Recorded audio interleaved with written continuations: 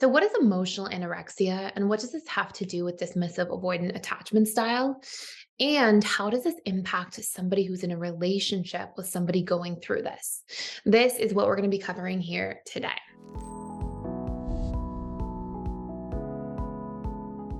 So, first and foremost, emotional anorexia really references that somebody is living in a starvation mode emotionally, and that there are certain subconscious mechanics at play that are causing them to really refrain from attaching, from bonding more deeply.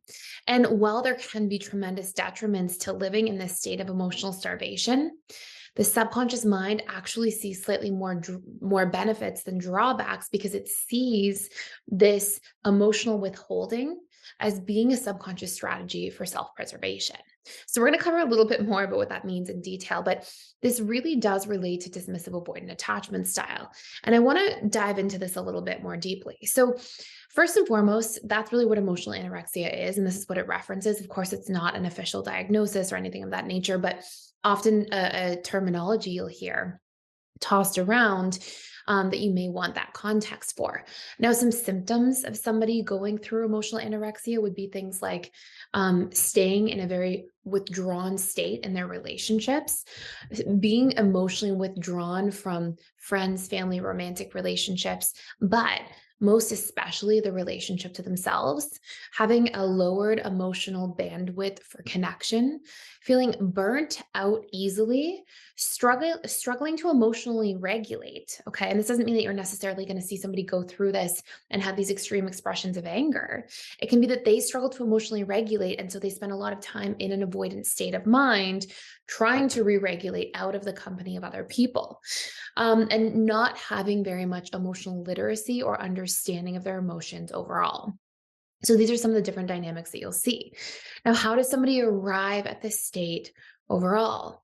Well, if you look at the idea of anorexia as an eating disorder, what you'll often see that the subconscious programming, and this is one of many different factors, but one really common thing you'll see is that at a subconscious level, the person who is struggling with anorexia has a lot of negative emotional associations to food. They often fear food. They think that food will do more harm than good to their body, and they have this very polarized relationship to food where they feel like they need to withdraw and refrain from food as a subconscious strategy for self-preservation. And really, from like a survival space, according to what their programs say. Now, consciously, we know better, right? Consciously, we know that we need food in order to survive and that having a healthy relationship to food is a healthy thing. But at a subconscious level, that person who's going through anorexic behaviors, they don't have the capacity to really control and change their programming, right? And that's so much of what being in recovery is for somebody going through an eating disorder. And while that's a very separate conversation, it very much paints a picture of an analogy to do with emotional anorexia, which is that somebody grows up and through the different programs that they acquire. And please remember, your subconscious mind is running the show, right? Your conscious mind can say, I know that it's not healthy to be like this, but your subconscious is responsible for roughly 95 to 97% of your beliefs, your thought patterns, emotions, actions, behaviors. So it's the one really in control at the end of the day. And so for somebody who is an emotional anorexic, what they're struggling with is that they have programming at the subconscious level that says, guess what? You see emotional connection, emotional depth, emotional intimacy as being a threat. And so you actually have more fear associated with this than you have positive emotions. And then the brain is wired to avoid pain and to seek pleasure, to seek relief. And so, what you have is anything that we have emotionally associated to be more painful, to have more drawbacks than benefits, our subconscious will avoid or evade. And so, this is exactly what you have from somebody struggling with emotional anorexia, which is that they are coming from this space where they feel like they have to abstain or refrain from intimacy so that they can protect themselves. It's coming from the self-preservation space. Now, how does somebody even acquire programs like this to begin with? Well, number one, if there's a lot of diminished emotional connection and intimacy in childhood. then what happens is the subconscious lives through that. And even if there's certain discomfort associated with that, the subconscious at the end of the day is survival oriented. So it says, okay, we've been surviving. So this is working. This is good for us. And so what will end up taking place is somebody goes, okay, this is the state of mind and the state of being in terms of my relationships and connection that I am going to strive to maintain. And it's also what feels familiar and thus safe. So if there's a lot of emotional neglect in a person's childhood emotional neglect or CEN, then what you're going to see is that somebody becomes the type of person who abstains from emotional connection or intimacy in their adult lives. And in fact, if there's an added layer to this, because please keep in mind, not every single person who is a dismissive avoidant or who has a secondary dismissive avoidant attachment style, for example, is necessarily experiencing emotional anorexia. But usually what we'll see is the secondary factor is being not only was there neglect in childhood, but emotional connection when it did happen or when it took place, any form of emotional intimacy was seen as painful. So, for example, let's say we have one caregiver and somebody, let's say we have Bob, the child, okay, and grows up in this household. And let's say one caregiver with Bob was very avoidant and neglectful. And let's say that was the primary caregiver. Let's say in this case, we'll pretend it's the mother. And then let's say we have the father in this case, and the father is mean or harsh or critical or blunt, or frightening to Bob. Well, then Bob doesn't just have like a little bit of emotional negativity associated with intimacy and connection and closeness. He has a lot. It's either not there, or if it is there, it's painful. And this is the type of experience or set of experiences that are likely to program somebody to then feel that intimacy is a threat. It's scary. It only ends up feeling negative and doesn't go well. And we'll see somebody who, on one level, wants to connect, but is doing whatever they can to really try to avoid too much of it at the end of the day. And really, this goes back to the analogy of somebody in their relationship to food, right? Like we may hunger for food. We may, have these like physiological feedback mechanisms that try to draw us towards food. But if there's still more pain and negativity emotionally wired next to food at a subconscious level that's really running the ship or running the show, driving the ship, then what you're going to have is this fear of food, this discomfort around food, this frustration, negativity, anxiety around food, shame around food, all these really painful feelings and emotions tied into food.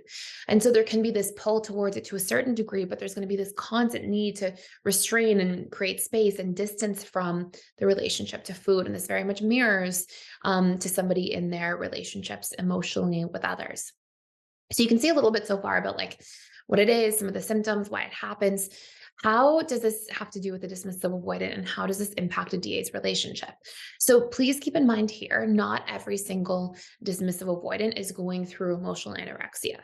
You could imagine if it was on a spectrum, yes, on like very lower levels, there can be a component of that. But when we're talking about like really struggling with this will be a portion of dismissive avoidance overall, especially because we can have people who have like a 50-50 secure NDA. We have people who have a secondary DA attachment style, or who are just slightly dismissive avoidant as a majority. So you will see that it's not always this really extreme case, but in the case of more extreme dismissive avoidance, you're likely to see this happen. So what does this do to a relationship?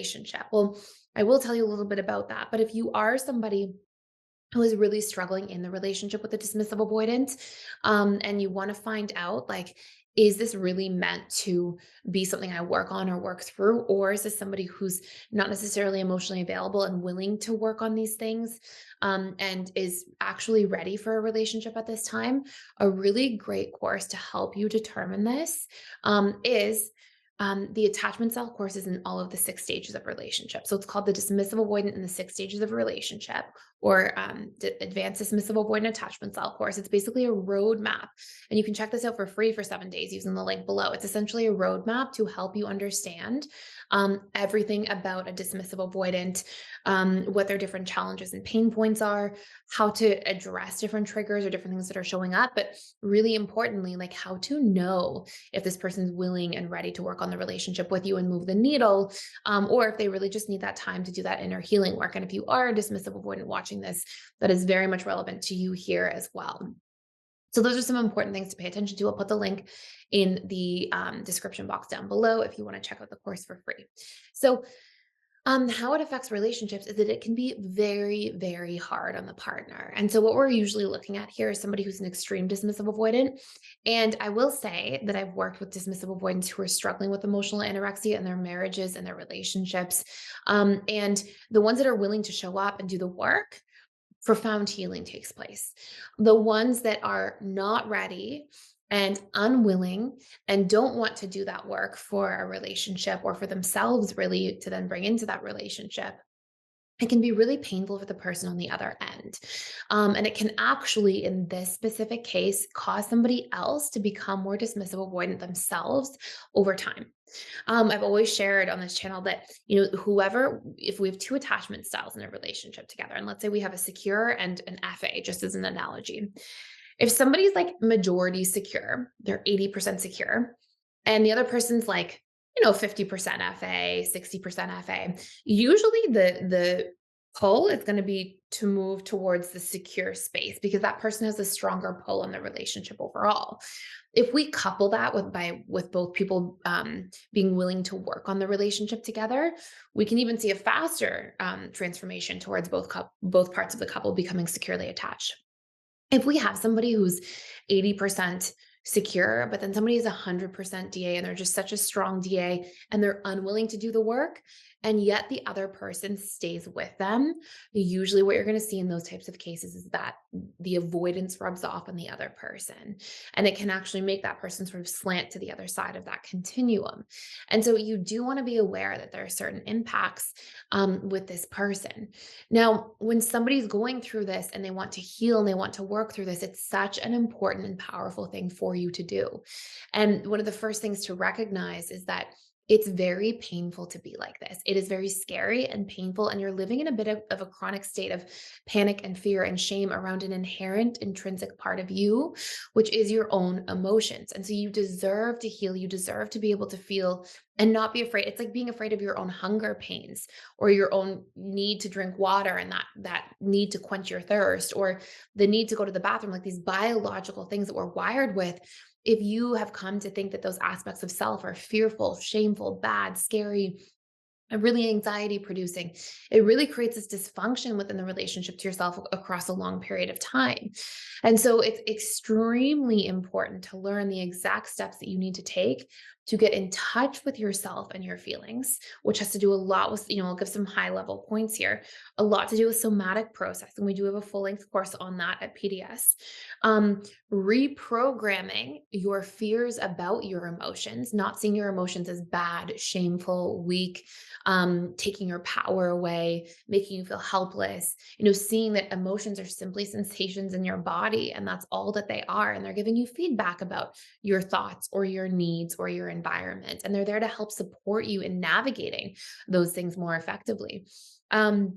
Also being able to do a little bit of work around boundaries, learning what your needs are, and then learning emotional literacy, which will happen through the first four, so that you can express your emotions, you can express your needs, you can have this give and take in relationships. But when you have this sort of starvation, but you see that starvation as being something that protects you because you're afraid of your emotional self, it really puts you in a bit of a likelihood of sort of a spiral or a really challenging place to be. And it can be very, very painful for the person going through this, as well as somebody who may be on the receiving end of this too. So I have some exciting news, which is that we are doing $1,000 off of our lifetime membership sale to the Personal Development School, which means you get access to literally everything at PDS for your entire rest of your life. Essentially, that entails all of our different courses you have lifetime access to. I do 4 live webinars a week, every single week. You can access them ongoing, and you get access to all of our daily community events. So I'd love to see you on the other side, and you can access it by using the link in the description box below. So I hope this gives some insight. If you want more information on this, will you please tell me? Please tell me how much more you want to learn, what else you want to know, and please feel free to share in the comments, and I will take a look, and I can definitely create some more content around this. So let me know in the comments below anything else you want to see about this, maybe more about the relationship with somebody going through this, maybe more about healing in a lot more detail if you are somebody experiencing this. So please let me know in the comments below, and I hope this makes sense as sort of a starting point to this topic. So thank you so much for watching. Thank you for being here. If you're enjoying this channel, I put out daily content literally every single day, 7 days a week, that is all about the subconscious mind, attachment theory, really integrated attachment theory, which is our new version of attachment theory. Um, a lot to do with reprogramming needs, emotions, all sorts of things. So if you want to subscribe and hit the notification bell so you don't miss any, I will get to see you every day. So I hope you enjoyed this. Thank you so much, and I'll see you in tomorrow's video.